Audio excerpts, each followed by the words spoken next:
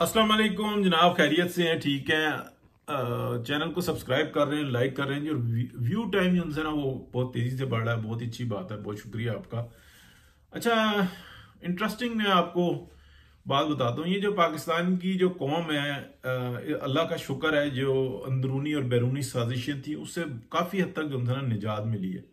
इस वक्त में फौज अपना काम कर रही है, हुकूमत अपना काम कर रही है, अवाम अपना काम कर रही है, और उसमें आप कह लें कि जो अदालतें हैं वो अपना काम कर रही हैं और बेहतरीन तरीके से कर रही हैं, यानी कि बेहतरी से बेहतरी होती जा रही है। इसी का नाम रियासत होता है। अब मैं थोड़ी सी बात करने लगा हूं कि ये जो मीम बनाने वाले टिकटॉकर्स हैं और ये जो सारी सर्कुलेट कर रही हैं, ये भी एक साइकोलॉजिकल वॉर होती है। लेकिन हकीकत मैं बताऊं कि ये जो हकीकत है ये इससे भी बड़ी हकीकत है। मैं एक वाकया आपके सामने इस वक्त में बताने लगा हूं। 10 अप्रैल 1988, 10 बजे का टाइम था, शायद 10 बज के 10 मिनट पे हुआ था ये वाकया। मैं बोर्ड के पेपर दे रहा था, 17 साल उम्र होगी मेरी उस वक्त में जी। तो अ, ये वाकया हो जाता है, यानी कि जो उजड़ी कैंप का धमाका होता है, धमाके के बाद फिर पहले एक धमाका होता है, बहुत बड़ा धमाका होता है। लेकिन उसके तकरीबन कोई 2-4 मिनट के बाद जो है ना एक बहुत ही बड़ा धमाका होता है। तो पहले धमाके से जो होता है ना पूरा सेंटर जो होता है ना, जिसके अंदर बच्चे की तादाद तकरीबन आप कह लें कि 150-200 होंगे, तो वो लरस जाता है। फिर दूसरे धमाके में जो है ना शीशे टूटते हैं, बाहर की तरफ गिरते हैं। तो जो अपना एग्जाम लेने वाले जो टीचर्स थे ना वो होते हैं, तो मुझे उन्होंने ये कहा कि अब जाओ बाहर देख के आओ कि क्या हुआ। मुझे और एक और था साथ में जो कि दरवाजे से ही वापस आ गया था। तो मैं गया, जाके मैंने सेंटर में ना, ये ख़याबान सर सैयद था, और जाके ना देखा तो एक तरफ से जो है ना वो एक गोल जो घूम रहा होता है ना, वो सर्कल करके ऊपर की तरफ जा रहा था। और वो जब तक मैं तकरीबन 2-3 मिनट में खड़ा रहा हूं तो उस वक्त में वो घूम ही रहा था, यानी कि बहुत ही बड़ा वो था। और नीचे से जो है ना वो आवाजें आ रही थी मुसलसल। तो फिर मैंने देखा कि वहां से ना 2-3 मिसाइल या वो कह रहे हैं कि लंबे जो उनसे थे ना 8-10 फुट लंबे होंगे, वो धमाका हुआ। फिर उसके बाद वो वहां से निकले और वो ऐसे घूमते हुए ना वो एक तरफ गए, और यानी कि वो क्रॉस करके ना इस तरफ गए। तो समझ गया मैंने कहा ये कोई बहुत बड़ी जंग छिड़ गई है और ये कुछ ऐसी सूरत हाल हो गई, ये बहुत ही खतरनाक है। तो जो एग्जामिनर थे ना वो सारे खड़े हुए थे और वो मोहतात हुए थे। सारे बच्चे जो उनसे थे ना वो डरे हुए थे। तो मैं फिर उनके पास गया। अच्छा, मेरी उनसे थोड़ी सी गपशप होती रहती थी, तो मुझे बड़ी रिस्पेक्ट देते थे। तो 2-3-4 पर्चों में ना उनसे अच्छी वो हो गई थी। तो मैंने उनको कहा, मैंने कहा सर काम बहुत खतरनाक हुआ है। इस तरफ से जो है ना अभी धुआं ऊपर की तरफ जा रहा है, और पता नहीं ये कोई एटम बम है या क्या क्या है, कोई बम है बहुत ही बड़ा। और फिर मैंने देखा है कि उसी तरफ से ना मिसाइल्स जो उनसे ना इस तरफ गए हैं, और वो यूं घूम रहे थे, वो सीधे नहीं गए, क्योंकि हमने फिल्मों में देखा हुआ था। तो मैंने कहा थे मिसाइल ही, और उनके एक तरफ आग लगी हुई थी, ऐसे घूम रहे थे। और नीचे से भी जो है ना कुछ नजर आ रहे थे। ये मैंने उनको सारी मंजर कशी की। मैंने कहा जी ये इधर भी आ सकते हैं। उसी दौरान में एक धमाका और हुआ बड़ा। पहले वाला दूसरे वाले जितना नहीं था, दूसरा वाला बहुत ही बड़ा था, जिसमें शीशे टूटे थे।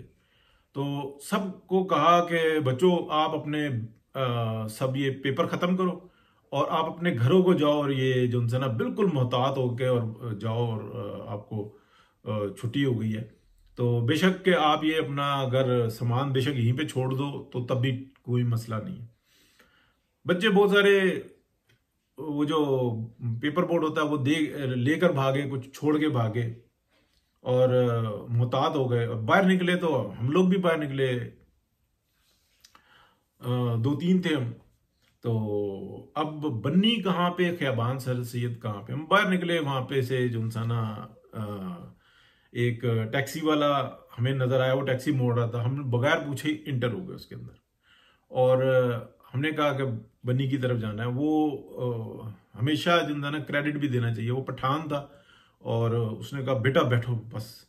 और हालात खराब है। हमने देखा कि लोग जो है ना मोहल्ले छोड़ के भाग रहे हैं, निकल रहे हैं, और ऊपर से मिसाइल आ रहे हैं, और ये सब कुछ हो रहा है, अफरा तफरी।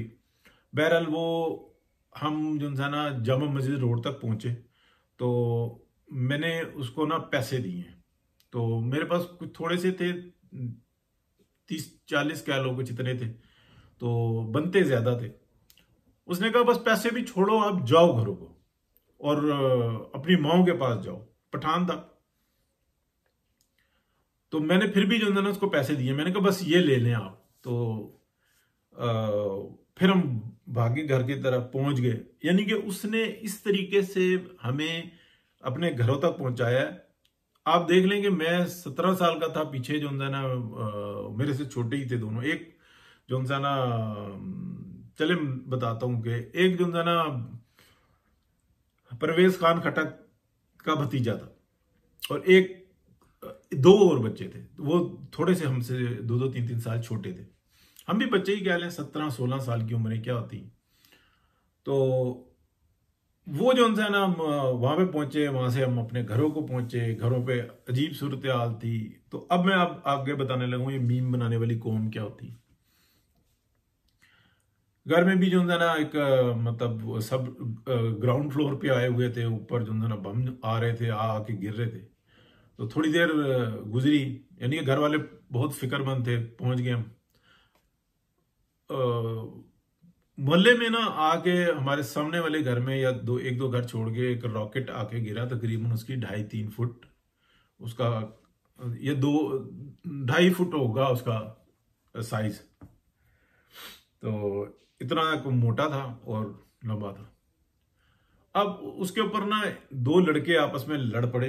अब ये मैं आपको बताने लगा हूं हालात की संगीनी। हर तरफ अभी रॉकेट आ ही रहे हैं, और 2 लड़के आपस में लड़ पड़े। एक कहता है मैंने देखा, और एक कहता है कि मैंने उसको पकड़ा। पहले उसको पकड़ने की कोशिश की, वो गर्म था तो फिर उसने कपड़े से उठा लिया। दूसरा कहता है कि मैंने निशानदेही की, और उसके ऊपर जो है ना वो आपस में एक दूसरे के सर फाड़ देते हैं। जब सर फाड़ देते हैं, मोहल्ले के जो है ना बड़े उनको छुड़ाते हैं, वो मोहल्ले के छुड़ाते हैं। तो मेरे वालिद साहब जो उनसे थे ना, उन्होंने उनको कहा कि ना तेरा ना उसका, वो उठा के अपने हमारे घर में ले आए। अब वो जनाब ला के जहाँ पे ऑलरेडी जो है ना 30-40 बंदे जो है ना बैठे हुए हैं और बात कर रहे हैं, वहां पे ला के रखा कि ये तो गवर्नमेंट को देना है, और ये लड़ रहे हैं कि हम अपने घरों में लेके जाए। ये बिल्कुल ऐसा नहीं होगा। अंदाजा करें कि वो बम है, कितनी शिद्दत का बम होगा। ना अकल काम कर रही है, ना वो बाहर वालों की काम कर रही है, और पूरे शहर में यही तमाशा लगा हुआ कि वो बम इकट्ठे हो रहे। अब अगली बात करते हैं कि जनाब कोई ऐसी हालात है, कोई 2-3 घंटे गुजरे होंगे, 2 घंटे गुजरे होंगे। तो एक रेडी और 2 पुलिस वाले, तो रेडी वाला भी साथ में, और वो एक तरफ से आए हैं कि जनाब किसी के पास कोई यहाँ पे असला आया हो। तो वाले साहब ने हमारे वो ले जाकर उस रेडी के ऊपर रख दिया। उसके ऊपर ऑलरेडी 10-12 जो है ना वो पड़े हुए थे एक यो, और वो जो रेडी के टायर थे ना वो भी बेचारे लिफ रहे थे कि इस और वजन नहीं उठा सकते। तो रेडी वाला खिदमतगार था कि भाई मैं जरा मदद करूं, और उसकी बड़ी मेहरबानी, जानता हूं मैं उसको।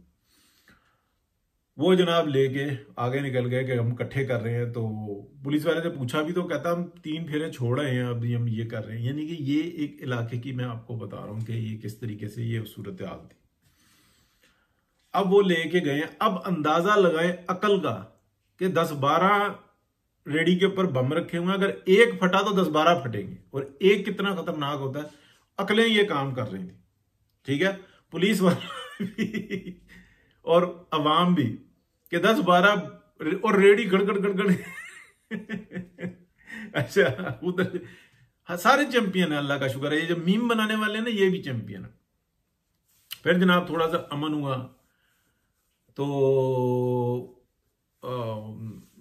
बड़े भाई वगैरह इधर उधर निकल गए, लोग इधर उधर निकल गए, डॉक्टर्स अपने काम पे निकल गए। यानी कि अफरा तफरी मची हुई शहर में। मैं गया हूँ सेंट्रल हॉस्पिटल में, जिसको बेनजीर हॉस्पिटल कहते हैं, जिनमें बेनजीर साहबा की डेथ हुई या उनको डेड बॉडी उनकी लाई गई, उसमें कि भाई ब्लड दूं।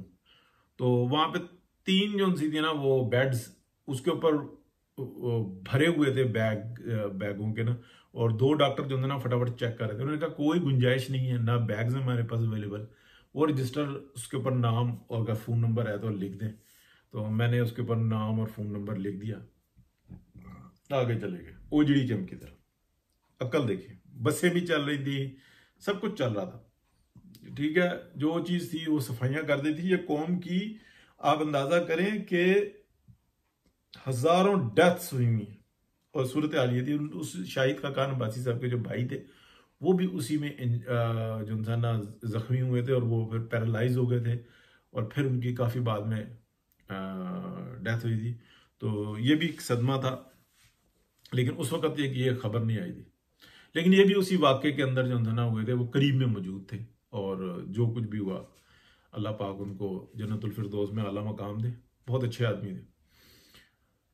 अच्छा, मैं ज़ाते खुद वहां पे पहुंचा ओजडी कैंप के पास, तो वहां पे बम ही बम थे। जो इस वक्त में जो नवाज शरीफ पार्क है ना, ये और ओजडी कैंप रोड के उस तरफ था। तो पुलिस वाले जो है ना डंडे लेके भाग रहे थे, लेकिन हमारी भी स्पीड बहुत थी, हम बमों के ऊपर भाग रहे थे, कभी इधर से किधर। और बिल्कुल ऐसे जो है ना किसी जगह तो पैर रखने की जगह नहीं होती थी, ऐसे पड़े हुए थे। अखबारात में तस्वीरें देखे हैं, लेकिन वो जो थोड़ा सा मैदान था ना, उसके अंदर ऐसा था कि 10-10 12-12 फुट से 10-12 फुट के अंदर 5-5 7-7 जो है ना मोजाइल पड़े होंगे। वो अखबारात में तस्वीरें भी हैं उस तरह की। लेकिन उस वक्त में आर्मी जो थी ना उठा रही थी, उनको पता था कि कौन सा खतरनाक ज्यादा है, कोई कम है। अब ये मिशन जो है ना, ये सारी सूरत हाल चल रही थी, और वहां पे डंडे मारी क्या हो रही थी कि पब्लिक यहां पर ना है ना। उस वक्त में कैमरे होते थे इतने आम, वो 36 की एक रील होती थी, एक 18 की रील होती थी, कुछ इस टाइप का होता था। वो कैमरे भी किसी किसी के पास होते थे, लेकिन वो आम चल ही नहीं सकते थे, माशाल्लाह का दौर था। पब्लिक आई हुई थी देखने ये। अच्छा, उनमें एक समझदार मैं भी था। तो अब ये मीम बनाने वाले मैं आपको बता रहा हूँ, ये आंखों देखा हाल बता रहा हूँ कि वहां पे हम घूम रहे थे कि कौन सा किस साख का मिसाइल है, क्या है, ये क्या करता है खुद, यानी कि पब्लिक इकट्ठी हुई, एकदम से शोर मचा कि वो एक ना बम में से या एक रॉकेट में से धुआं निकल रहा है। उधर ही पहुंचे तो देखा हमने कि कोई 7-8 फुट लंबा जो था ना, वो उसके बैक साइड से ना थोड़ा थोड़ा धुआं निकल रहा है। फिर वहां से कोई 2-3 फौजी भागते हुए आए, तो उन्होंने कहा निकल जाओ यहां से। बहरहाल वो इधर उधर करके तो खुद खड़े हो गए वहां पे। अच्छा, फिर वो जो कुछ भी हुआ, बहरहाल ये बड़े लंबे वो हैं बातें। इसके अंदर डरने वाले भी थे, और ये भी लोग थे मीम्स बनाने वाले। और उसके अगले दिन कितने जनाजे उठे थे पिंडी इस्लामाबाद में से, वो भी तारीख याद रखती है। और उससे ज्यादा बड़ी तादाद जो थी ना, वो बाहर के लोगों की थी, कि आप अंदाजा करें कि जो उसके बाद की सूरत हाल में आपको बताऊं कि यानी कि कोई डर नाम की ना वो नजर नहीं आती थी। लोग खुद जो है ना फौज बने हुए थे, हर एक जो है ना सफाई पे कोई लगा हुआ है, कोई ट्रैफिक खोल रहा है, कोई कुछ कर रहा है, कोई बच्चे संभाल रहा है, और बिल्कुल जो है ना मुतमईन थे। और ये प्लानिंग हो रही थी कि अब इंडिया को कैसे जवाब देना। और कितने दिन तक बम फटते ही रहते थे, आवाजें आती रहती थी, लेकिन कौम अपनी जगह पे डटी हुई थी। और आप अंदाजा ये लगाएं कि जब यूरोप के एक्सपर्ट से ये बात की गई कि ये हो गया है, तो उन्होंने कहा पूरे दोनों शहर जो है ना पूरे के पूरे खाली करवाने होंगे और ये सब कुछ करवाना होगा। जबकि सूरत हाल ये थी कि रेडी के ऊपर जो है ना 12-12 बम इकट्ठे करके वो लेकर जा रहे थे, और वो ढेर भी जो है ना ये थानों में लगे हुए थे। फिर वहां से फौज आगे से लेके जा रही थी, ठीक है। जिस तरीके से तल्फ हुआ, ये सब कुछ हुआ, सूरत हाल ये थी कि ऊपर मतलब पटा वो फटे नहीं थे, वो आके गिरे थे कि दीवार तोड़ दी, बंदे ज्यादा में आ गए, कुछ हो गया, बहुत सारी डेथ्स हो गई, बहुत बड़ा नुकसान हो गया। पूरे दोनों शहर जो है ना लरस गए। इस्लामाबाद वाला क्योंकि पोश एरिया है, पिंडी वाली साइड का बहुत ज्यादा नुकसान हुआ था। ये बिल्कुल जो है ना सीमेंट के पहाड़ ही हैं, एक दूसरे मतलब कंजेस्टेड हैं। इस्लामाबाद बिल्कुल एक अलहदा सिचुएशन है, ग्रीन एरियाज बहुत हैं। जो साइड थी वो भी ग्रीन एरिया के बिल्कुल साइड थी, ब्लू एरिया वगैरह पीछे बिल्कुल आ जाता है। फिर ये थोड़ा सा I-10 I-11 ये जो ना ज़रा जद में थे। बाकी ये है कि इंडिया की सूरत हाल और पाकिस्तान की सूरत हाल में ज़मीन व आसमान का फ़र्क है। फिर पाकिस्तान ने अगले 25 साल जो होंगे ना, जो बारूद खाया है, जिस तरीके से फका है, जिस तरीके से इन्होंने मौज की है, कोई बंदा नहीं मेरे समेत जिसने अपने कानों से कम से कम धमाकों की आवाजें ना सुनी। और अल्लाह का शुक्र है, बिल्कुल मोहतात और तरीके से और अपने काम करने वाले और चाकू चुबंद। तो ये कहना कि पाकिस्तान ने जंग नहीं देखी, पाकिस्तान ने वो जंगें देखी हैं जो दुनिया ने नहीं देखी। ईरान और इराक की जंग में क्या होता था, हफ्ते बाद कोई फाइटर प्लेन इधर से उधर चले गए, उधर से इधर चले गए, जो कुछ उन्होंने शुरू में किया, बाकी वो जंग लगी हुई थी। ये ऐसे ही तमाशे थे। यहाँ पे तो पाकिस्तान में रोज 7, 8, 10, 12 धमाके जो थे ना डेली हो रहे हैं। मुशर्रफ का दौर था कि बस अजाब ही था, और मकसद क्या था, लूट मार। उसके ऊपर चले हम बाद में बात करेंगे। तो पाकिस्तान की कौम ही थी ना। तो इस वक्त में मीम बना रहे हैं, ऐसा क्या है कि जंग हो जाएगी तो यार रुक जाएंगे, फौज लड़ेगी। तो पाकिस्तान की कौम भी जो है ना पूरी फौज है। तो ये नहीं टलने वाले। दुनिया की ये बड़ी एक्सपर्ट अवाम है, अल्लाह का बड़ा शुक्र है। इसने अंदर से इतनी साजिशें बर्दाश्त की हैं कि बाहर से क्या होंगे। वो कौन सी साजिश है जो पाकिस्तान को डी न्यूक्लियर करने के लिए ना की हो, लेकिन पाकिस्तान की अवाम ही थी जो डट गई, उसने नहीं होने दिया। हर एक ने कुर्बानी दी थी। बहुत शुक्रिया जी, अल्लाह हाफिज।